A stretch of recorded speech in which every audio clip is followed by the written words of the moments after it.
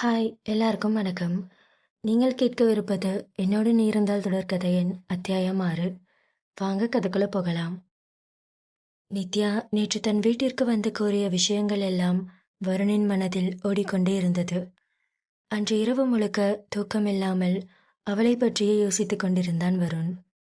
ஒரு பக்கம் நித்யாவின் அப்பா சித்தார்த் பேசிய வார்த்தைகளை எண்ணி அவனுக்கு கோபம் அதிகரித்து கொண்டிருக்க, மறுபக்கம் வருணிற்காக உயிரை கூட விட துணியும் நித்யாவின் முகமும் அவன் கண்முன்னே வந்து சென்று கொண்டிருந்தது. இப்படியே அந்த இரவு முழுக்க ஒரு யுகமாக கழிய தொடங்கியது வருணிற்கு. அடுத்த நாள் வருண் வழக்கம் போல தனது வங்கியில் அவன் அறையில் உள்ள இருக்கையில் அமர்ந்து வேலை செய்து கொண்டிருக்க, திடீரென்று அந்த வங்கியில் உள்ள அனைவரும் பரபரப்படைவதைக் கண்டு குழப்பத்தில் இருந்தான் வருண். அங்கு வங்கியினுள் கம்பீரமாக நடந்து வந்த சித்தார்த்தை பார்த்து அங்குள்ள அனைவரும் அவருக்கு எழுந்து நின்று மரியாதை செலுத்திக் கொண்டிருந்தனர். அப்போது சித்தார்த்தின் அருகே பணிவுடன் நடந்து வந்தார் அந்த வங்கியின் assistant general manager. Siddharth sir, நீங்களா என்ற ஆச்சரியத்துடன் பயம் மற்றும் மரியாதை கலந்தவாறு பணிவுடன் கேட்ட ஏஜிஎம்ஐ பார்த்து, ஏன் சார், நான் இங்கே வரக்கூடாதா என்ன? ஐயோ சார், நீங்கள் எவ்வளோ பெரிய ஆளு, நீங்கள் எங்கள் பேங்க் தேடி வந்ததில் எங்களுக்கு ரொம்ப சந்தோஷம். என்ன விஷயம் சார், வாங்க உள்ள போய் உட்காந்து பேசலாம் என்று அவர் கூற, அது ஒன்றும் இல்லை, நான் ஒரு பர்சனல் வேலையா இங்கே வந்திருக்கேன். ஓ அப்படியா சார், பர்சனல் அக்கௌண்ட் எதுவும் ஓப்பன் பண்ணணுமா? அதெல்லாம் இல்லை, இந்த பிரான்ச் மேனேஜர் வருணை பார்க்கணும் என்று கூறியதும் அங்குள்ள ஊழியர்களுக்கு ஒன்றும் புரியவில்லை. சார், வருண் இந்த பேங்க் மேனேஜர் தான், நான் தான் இங்கே ஏஜிஎம். நீங்கள் ஏன் சார் வருணை பார்க்கணும்னு சொல்கிறீங்க? அதான் பர்சனல் விஷயம்னு சொல்கிறேன்ல என்று சித்தார்த் ஒரு வார்த்தையில் கூறியதும், ஓகே சார், ஏதோ அந்த ரூம் தான், போய் பாருங்க என்று நடுக்கத்துடன் கூறினார் ஏஜிஎம்.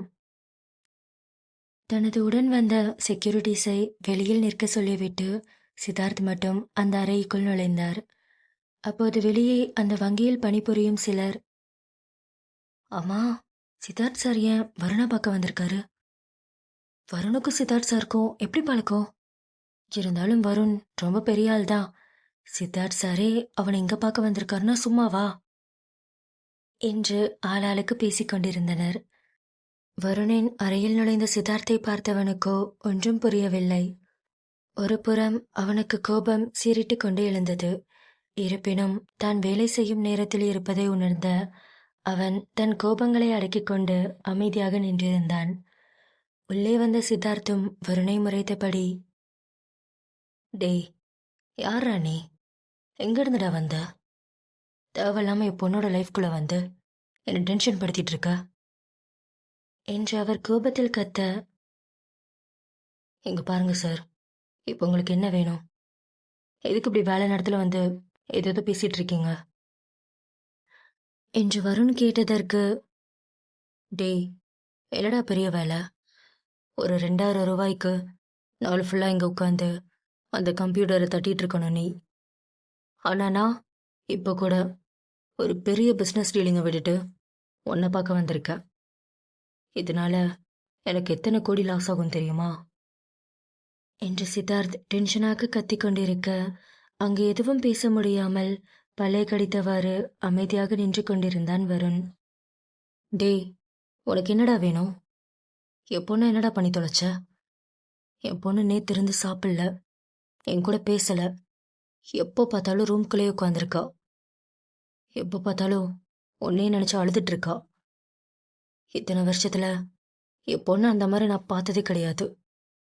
உன் மேல அவ்வளோ பைத்தியமா இருக்கா. எதற்காடிடா என் பொண்ணை மயக்க வச்சிருக்க என்று சித்தார்த் கூறிய அனைத்தையும் அமைதியாக கேட்டுக்கொண்டிருந்தான் வருண். இங்க பாரு வருண், எனக்கு என் பொண்ணு பழைய நித்யாவா வேணும், அது உன் கையில தான் இருக்கு என்று கூறிய சித்தார்த்தை குழப்பமாக பார்த்தான் வருண். என்னடா அப்படி பார்க்குற, புரியலையா என்று கூறிவிட்டு ஒரு பிளாங்க் செக்கை அவன் முகத்தில் தூக்கி வீசினார். சித்தார்த்தின் இந்த செயலால் வருணிற்கு கோபம் தலைக்கேறியது. சித்தார்த்தை முறைத்து பார்த்து கொண்டிருந்தான் வருண். டேய், என்னடா மறைக்கிற? அந்த பிளாங்க் செக்ல எவ்வளோ வேணாலும் எழுதிக்கோ. ஆனா என் பொண்ணை விட்டுரு என்று கூறிய சித்தார்த்தை பார்த்து வருண் கேலியாக சிரித்தான். டேய், என்னடா சிரிக்கிற? இங்க பாரு வருண், உனக்கு என்ன வேணும்? பணம், ப்ராப்பர்ட்டிஸ், காரு, வீடு என்ன வேணாலும் நான் தரேன். ஆனா என் பொண்ணை விட்டுரு. அவ மனசுல நீ இருக்கக்கூடாது. அவகிட்ட நீதான் பேசி அவளுக்கு புரிய வைக்கணும். என் பொண்ணு உன்னை சுத்தமா வெறுக்கணும். என்ன, புரியுதா? அதை விட்டுட்டு ஏதாவது ட்ரை பண்ணிட்டு இருந்த, இங்கேயே என் கண் எடுத்து உன்னை போட்டு தள்ளிட்டு போயிட்டே இருப்பேன். யாராலையும் எதுவும் பண்ண முடியாது. என்னை பத்தி உனக்கு தெரியும்னு நினைக்கிறேன். உயிர் மேல ஆசை இருந்தா நான் தூக்கி போடுற பணத்தை கவ்விட்டு என் பொண்ணை விட்டுட்டு ஓடிடணும் என்று கோபமாக கூறிவிட்டு அங்கிருந்து புறப்பட்டார் சித்தார்த். சித்தார்த் பேசியதில் ஆத்திரம் கொண்ட வருண் அவன் முன் இருந்த மேஜையில் தன் கைகளால் ஓங்கி அடித்துவிட்டு அவ்வளவு டென்ஷனாக அவன் இருக்கையில் அமர்ந்தான். இப்படியே நேரம் சென்றது. இப்போது சித்தார்த் தன் வேலைகளை முடித்துவிட்டு தனது வீட்டினுள் நுழைந்தவர் கோபமாக அவர் மனைவியின் பெயரை உச்சரித்தவாறே நுழைந்தார். ஏ தேவி, எங்கடி இருக்க? என்று தன் கணவனின் குரல் கேட்டதும் பதறி அடித்து ஓடி வந்தார் நித்யாவின் அம்மா தேவி. என்னங்க, என்னாச்சு? ஏன் இவ்வளோ டென்ஷனா வரீங்க? அதான் என்ன டென்ஷன் பண்றதுக்குனே உன் பொண்ணு ஒருத்தனை தேடி பிடிச்சிருக்காளே என்று கோபத்தில் கத்திய தன் கணவரிடம் சிரித்தவாறே, ஓ, வருண் தம்பியா? ஏய், என்னடி சிரிக்கிற? ஐயோ, இல்லைங்க, நீங்க கோவப்படாதீங்க என்று சித்தார்த்தை சமாதானப்படுத்திக் கொண்டிருந்தார் தேவி. ஆமா, நித்யா என்ன பண்றா? ஏதாவது சாப்பிட்டாளா? இல்லைங்க, காலையில இருந்து ரூம் விட்டு வெளியவே வரல. நான் சாப்பாடு கொடுத்தும் அவ சாப்பிடவே இல்லை. எப்போ பார்த்தாலும் அந்த பையனை நினைச்சு அழுதுட்டே இருக்காங்க. பார்க்கவே பாவமா இருக்கு என்று தேவி கூறியதும் சித்தார்த்தின் முகம் வாடியது. என்னங்க, நான் ஒன்று சொல்றேன், கொஞ்சம் கோவப்படாம கேக்குறீங்களா? நித்யாவை பார்த்தா பாவமா இருக்குங்க. அந்த பையனை ரொம்ப லவ் பண்றா போல. அந்த பையனும் நல்ல பையனா தான் தெரியறான்.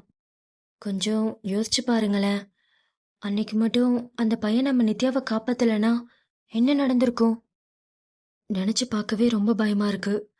அந்த பையனால தான் இன்னைக்கு நம்ம குடும்பமே கௌரவமா இருக்கு.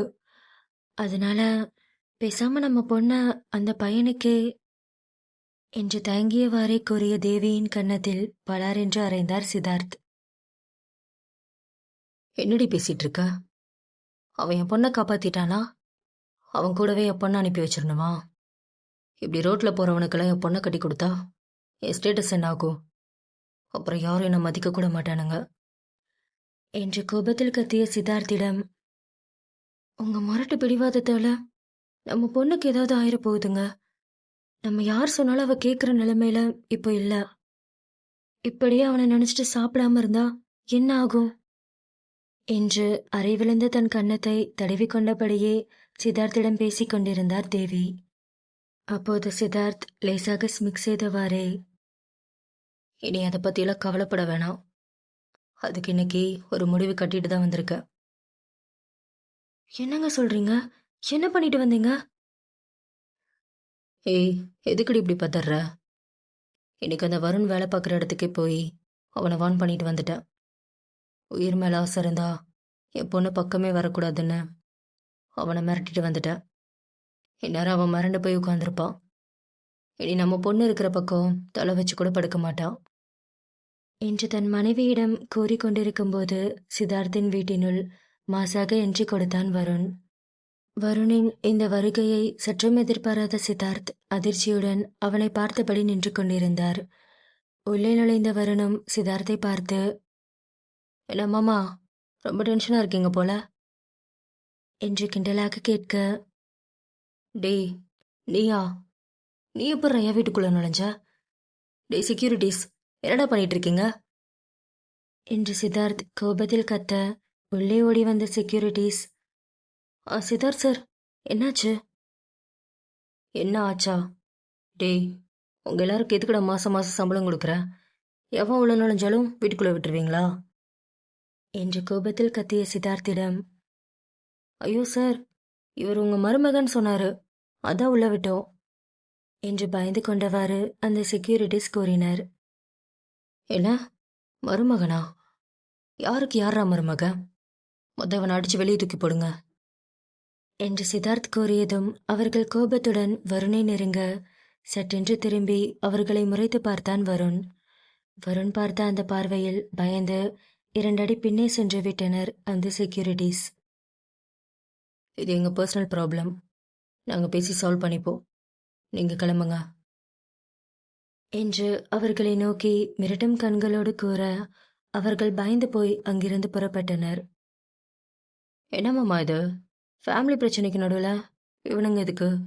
அதான் போ சொல்லிட்டேன் என்று கூலாக கூறினான் வருண்.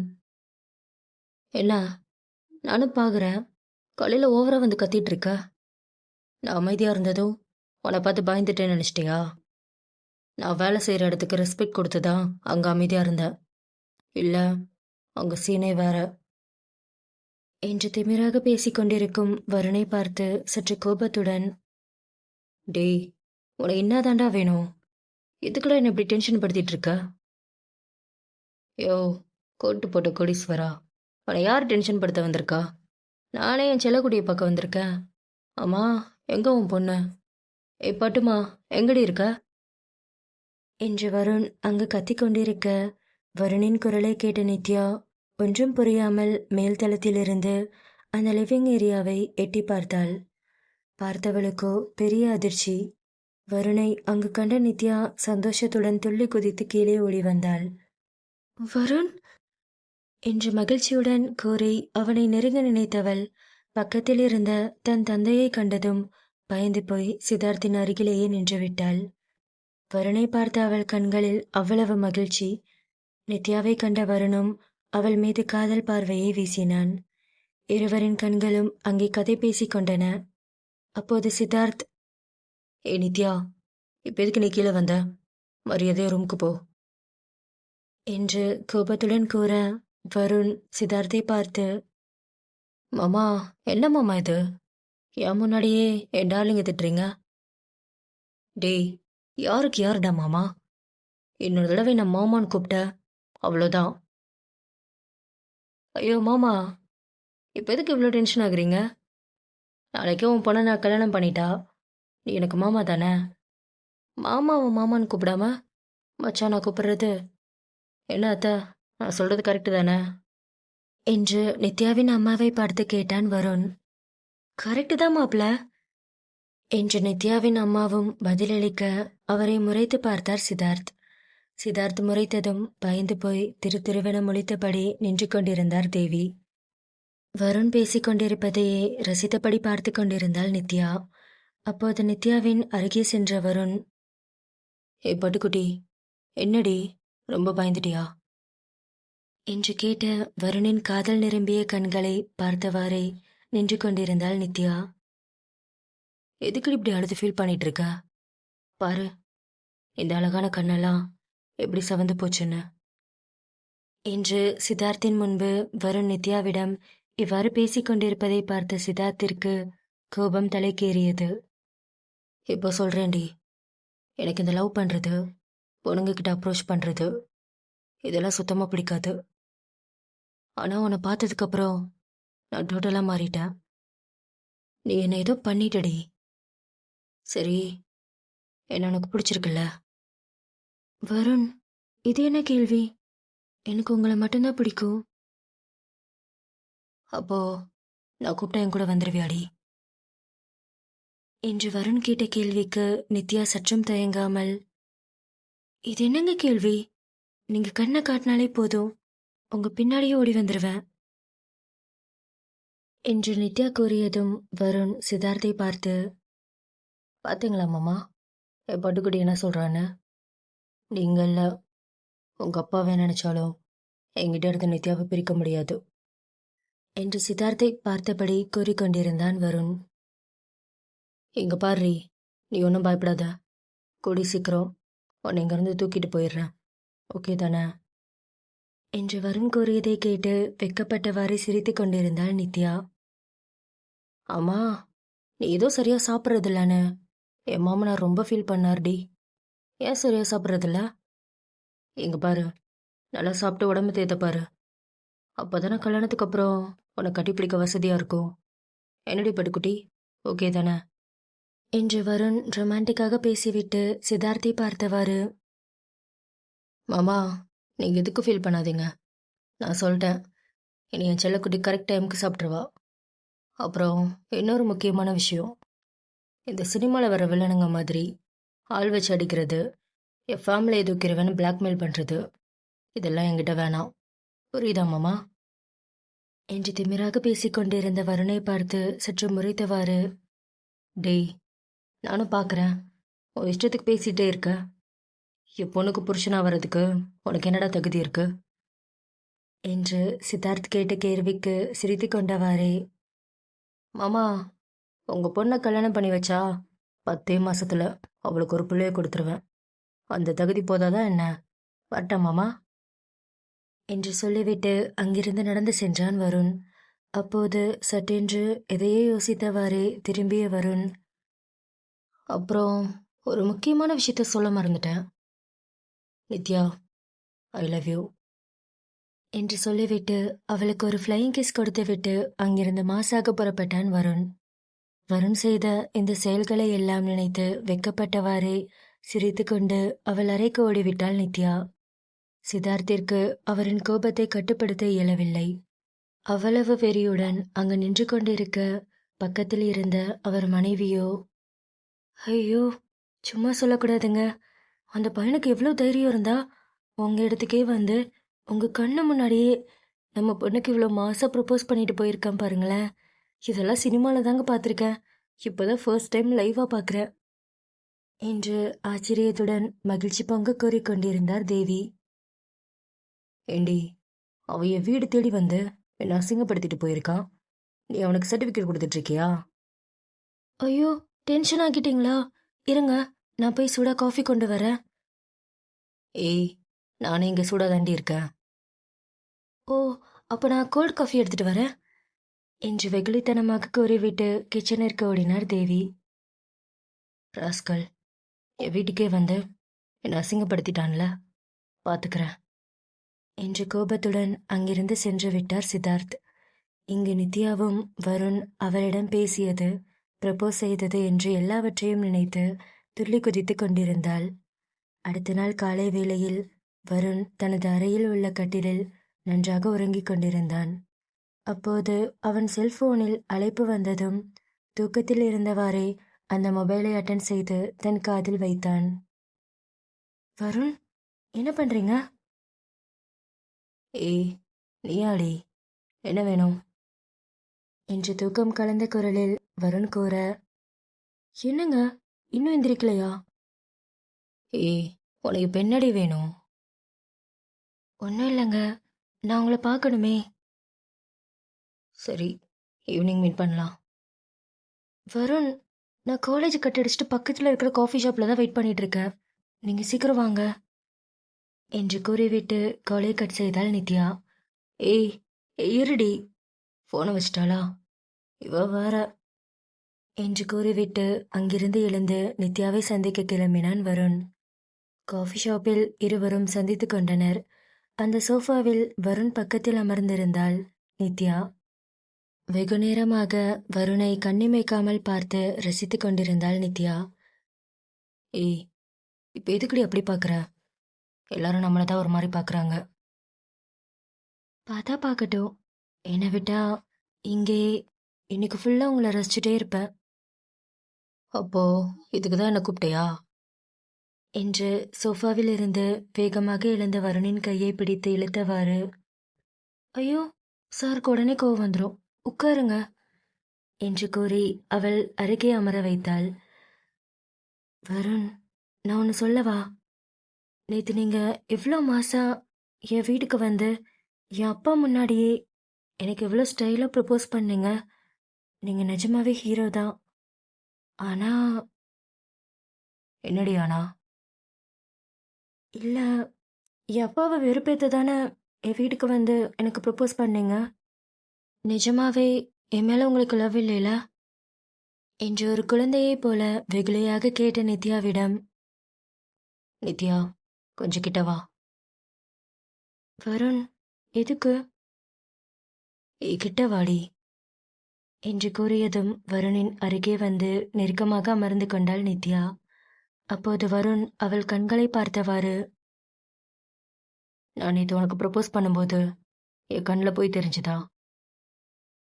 என்று கேட்ட வருணிடம் அவன் கண்களை பார்த்தவாறே இல்லை என்று தலையசைத்தாள் நித்யா.